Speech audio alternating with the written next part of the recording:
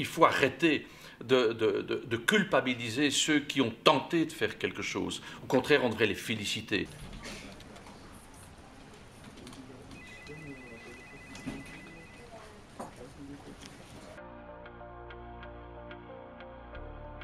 C'est le projet de redonner une nouvelle chance, de redonner de l'espoir. C'est le projet de dire à celles et ceux qui n'ont pas réussi leur premier projet ou leur deuxième projet qu'il y a toujours un autre projet, qu'il y a toujours une possibilité de rebondir, qu'il y a des instruments en région bruxelloise pour aider celles et ceux à se remettre dans la vie active. Lorsque plusieurs entrepreneurs qui ont connu des expériences de ce type se réunissent, se discutent, on dédramatise, on se redonne confiance, ça permet d'être plus fort demain, lorsqu'on veut reprendre une autre activité, que ce soit une activité d'entrepreneur ou une activité de salarié. Il faut positiver notre regard.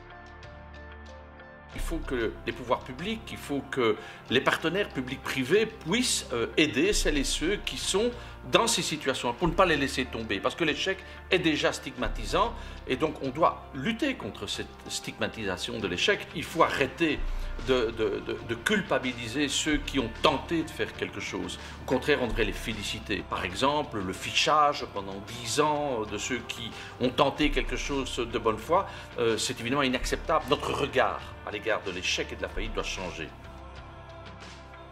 Évidemment que les pouvoirs publics, avec des partenaires privés, puissent construire un écosystème qui précisément, ne pénalise plus l'échec, accompagne celles et ceux qui veulent rebondir, qui veulent repartir vers d'autres horizons, qui veulent reprendre d'autres entreprises, qui veulent être salariés éventuellement après avoir tenté une expérience d'indépendant. Si notre regard n'est pas positif par rapport à toutes celles et tous ceux qui veulent entreprendre, alors notre société sera une société en stagnation. Humaniser, c'est montrer que la société est capable de reconnaître, je dirais, le risque de l'acte d'entreprendre.